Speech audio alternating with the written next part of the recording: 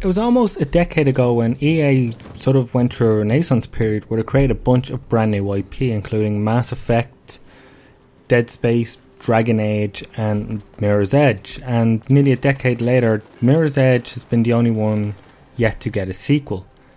Well, that's going to change now on June 10th, but for now, I got the chance to play the closed beta over the weekend.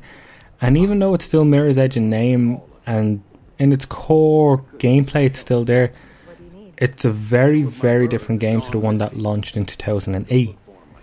First and probably most notably is that it's now open world. You're not going from point A to point B as quick as you can and avoiding people with guns and even picking up guns yourself. That's actually another point, is you don't use guns in this one. The combat is simplified and made to be more seamless and smooth for your transitions as with your parkour.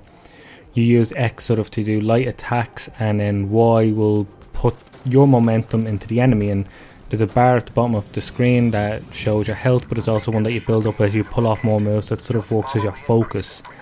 And you can just press X. I was playing the Xbox One, so you can press X to sort of hit the enemy and keep running, or you can use Y to remove all your momentum from that focus bar into them and maybe push them into other enemies or off buildings or high ledges.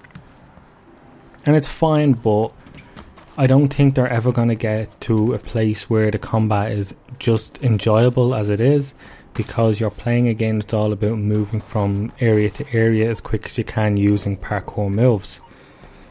But the smoothness is there because, well, although it almost never hit it, it runs at 60 frames per second, or at least that's its target. Another incredible thing though is the art style is just, it stands out so much, and I really, really like it. Sort of like a clean sort of cyberpunk sort of aesthetic where you're in the city of glass and everything is, as you can probably guess by the name of the city, it's made of glass, and there's screens everywhere and there's lights reflecting back through everything, and it looks really, really good. But one of the things that you might be sort of concerned about is that how they will fill that time while you're in the open world. And in the beta alone, there was quite a lot of collectibles, from documents to these cards you swipe from boxes to these sort of glitchy type things that are floating in the air that you gotta jump around and grab, and that's fine to sort of preoccupy you, but there's a lot there, and sometimes it kind of felt like I was just being filler sort of to distract me while I was meant to do the missions. And even at that, the story missions that were there didn't really change things up too much. You're vaulting and jumping and ziplining throughout the city as it is, and the missions that I play through, that's pretty much all you're doing as well.